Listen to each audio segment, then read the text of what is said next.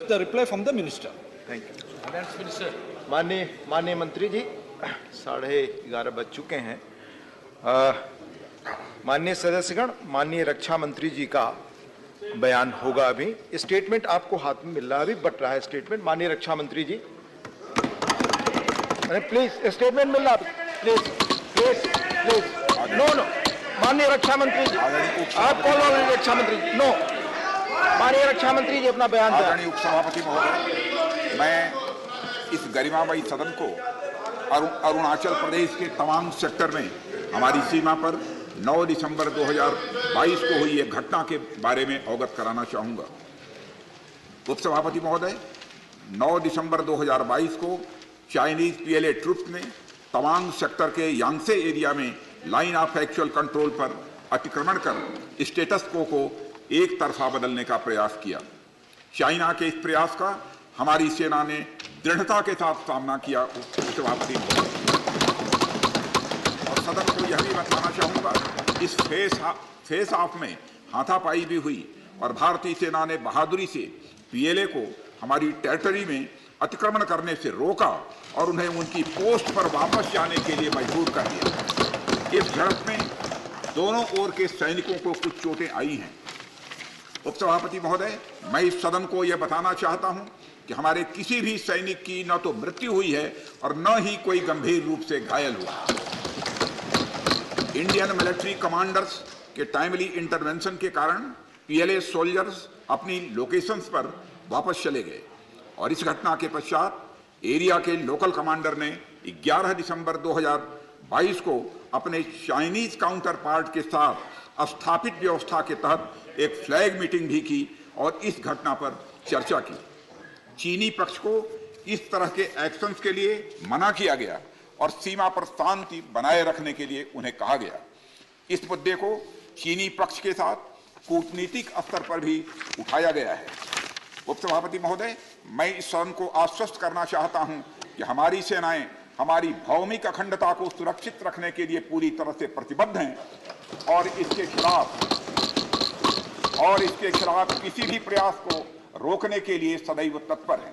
मुझे विश्वास है कि यह सदन हमारी सेनाओं की वीरता और साहस को एक स्वर से समर्थन देगा और अध्यक्ष महोदय, मैं आश्वस्त हूं कि यह संसद बिना किसी संशय के भारत की सेना की क्षमता, शौर्य, पराक्रम और प्रतिबद्धता का भी अभिनंदन करेगी। धन्यवाद।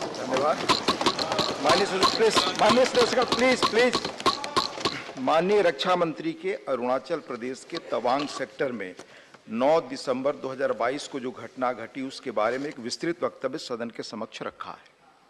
माननीय सदस्यगण, हमारी सेनाएं पूरी मुस्तैदी और ताकत के साथ हमारी सीमाओं पर तैनात हैं और उनके शौर्य और वीरता पर पूरे सदन को, हम सबको विश्वास और भरोसा है।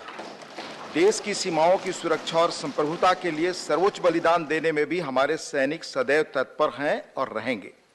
माननीय सदस्य, यह एक संवेदनशील विषय है।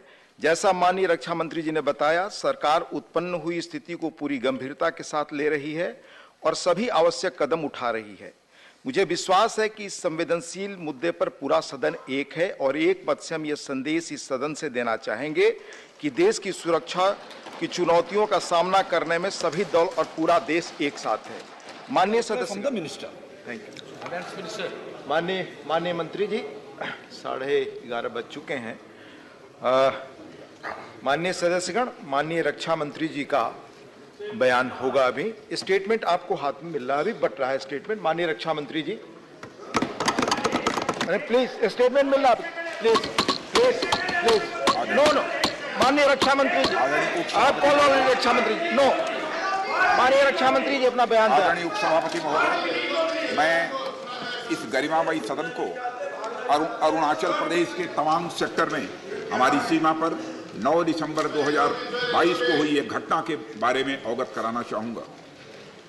उपसभापति महोदय, 9 दिसंबर 2022 को चाइनीज पीएलए ट्रुप्स ने तवांग सेक्टर के यांगसे एरिया में लाइन ऑफ एक्चुअल कंट्रोल पर अतिक्रमण कर स्टेटस को एक तरफा बदलने का प्रयास किया।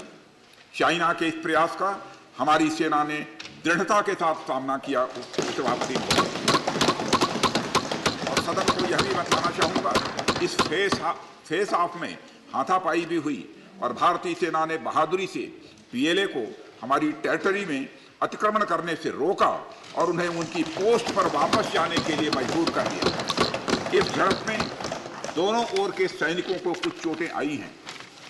उपसभापति महोदय, मैं इस सदन को यह बताना चाहता हूं कि हमारे किसी भी सैनिक की न तो मृत्यु हुई है और न ही कोई गंभीर रूप से घायल हुआ। इंडियन मिलिट्री कमांडर्स के टाइमली इंटरवेंशन के कारण पीएलए सोल्जर्स अपनी लोकेशंस पर वापस चले गए और इस घटना के पश्चात एरिया के लोकल कमांडर ने 11 दिसंबर 2022 को अपने चाइनीज काउंटर पार्ट के साथ स्थापित व्यवस्था के तहत एक फ्लैग मीटिंग भी की और इस घटना पर चर्चा की। चीनी पक्ष को इस तरह के एक्शंस के लिए मना किया गया और सीमा पर शांति बनाए रखने के लिए उन्हें कहा गया। इस मुद्दे को चीनी पक्ष के साथ कूटनीतिक स्तर पर भी उठाया गया है। उपसभापति महोदय, मैं इस सदन को आश्वस्त करना चाहता हूं कि हमारी सेनाएं हमारी भौमिक अखंडता को सुरक्षित रखने के लिए पूरी तरह से प्रतिबद्ध हैं और इसके खिलाफ किसी भी प्रयास को रोकने के लिए सदैव तत्पर हैं। मुझे विश्वास है कि यह सदन हमारी सेनाओं की वीरता और साहस को एक स्वर से समर्थन देगा और अध्यक्ष महोदय, मैं आश्वस्त हूं कि यह संसद बिना किसी संशय के भारत की सेना की क्षमता, शौर्य, पराक्रम और प्रतिबद्धता का भी अभिनंदन करेगी। धन्यवाद।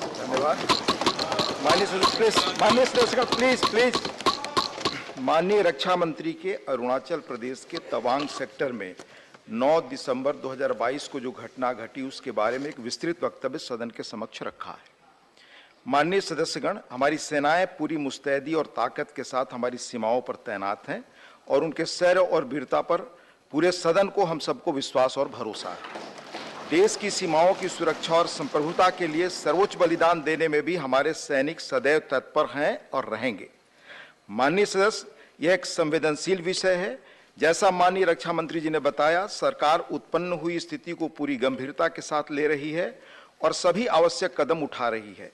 मुझे विश्वास है कि इस संवेदनशील मुद्दे पर पूरा सदन एक है और एक मत से हम यह संदेश इस सदन से देना चाहेंगे कि देश की सुरक्षा की चुनौतियों का सामना करने में सभी दल और पूरा देश एक साथ है। माननीय सदस्यगण,